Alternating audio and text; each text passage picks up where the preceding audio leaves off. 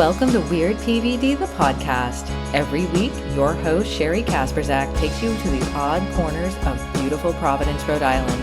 From big blue bugs to unique art, from weird history to weird food, you'll never look at Rhode Island's creative capital the same again.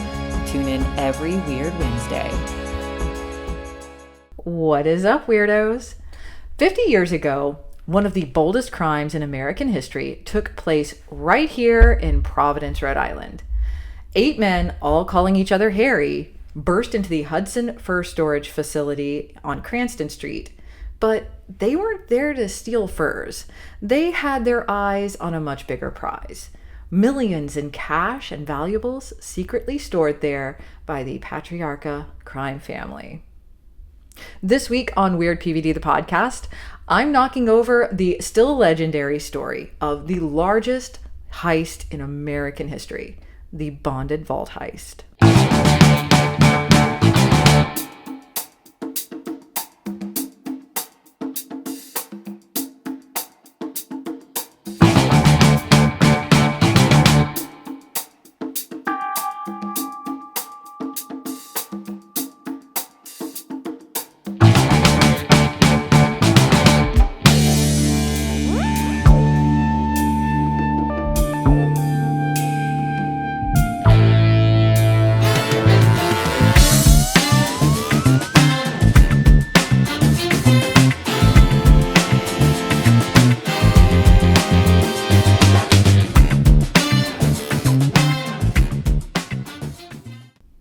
Let me set the scene for you weirdos.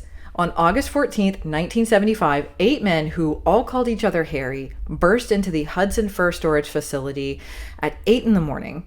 Brandishing guns, one of the Harrys put pillowcases over the Hudson Fur employees' heads and corralled them into an office. He says, "Tell her not to look at me or I'll blow off her fucking head." Barbara Oliva, her furrier and one of the 5 hostages taken in the heist, told WPRI in an interview last year.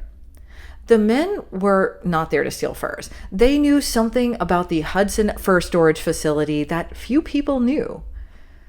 Hidden inside was the Bonded Vault, a series of 146 safe deposit boxes nestled discreetly amid luxury minks and sables.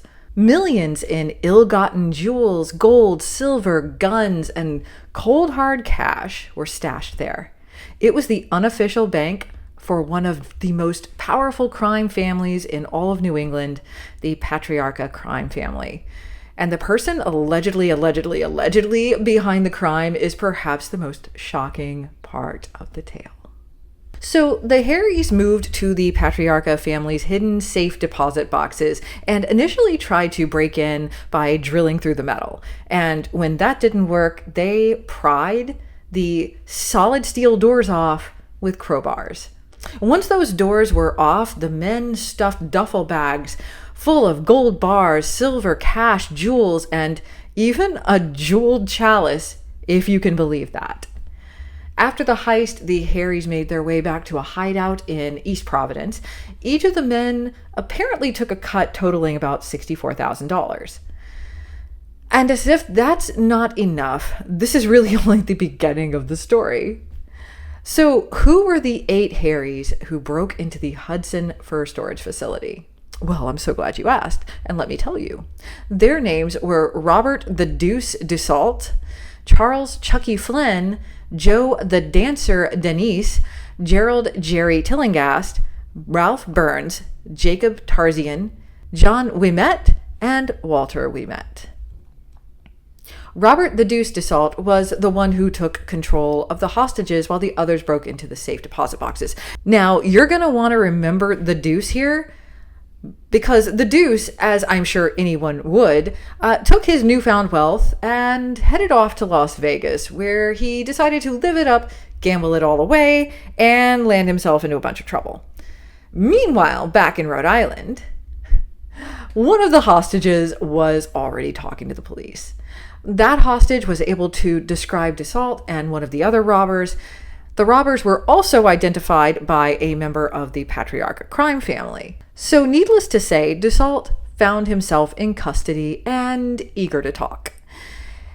DeSalt and Joe the dancer Denise testified against their alleged co-conspirators, and what DeSalt had to tell was quite the story. According to the Deuce, this whole heist was an inside job. He cut a deal with the FBI and told the feds that none other than Raymond Patriarca, the head of the Patriarca crime family, was himself the one who orchestrated the heist. The Deuce said the whole thing was cooked up because Patriarca felt he wasn't getting his fair cut of the crime family's takings as he sat in prison for the murders of Rudolph Rudy Morfeo and Anthony Millay. The Deuce maintained that the robbers got a relatively small cut from the job, but the vast majority of the $30 million taken from the vault was given to Patriarca. Incidentally, that $30 million in 1975 dollars is worth about $180 million today, and it remains the largest heist in American history. Now, remember that furrier from earlier? Hey, that rhymed.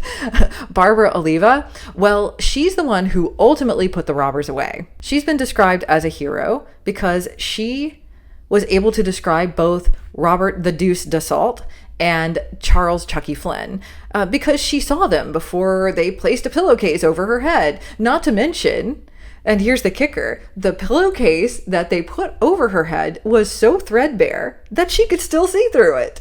What followed was one of the longest and most expensive trials in Rhode Island history. The trial went on for 4 months.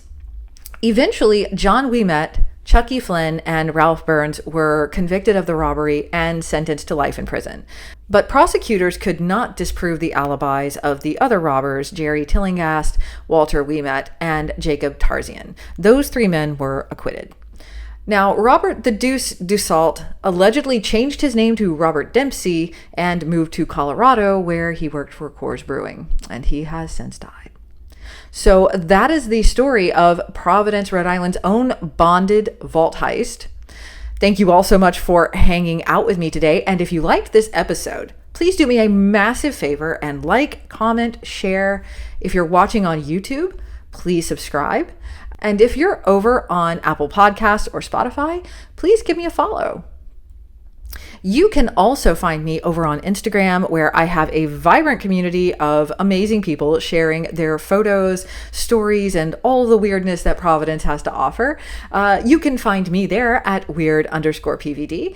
And if you're into bizarre history, medical oddities, and the like, you're going to love my TikTok channel. I'm over there at weird.pvd. And don't forget to keep PVD weird.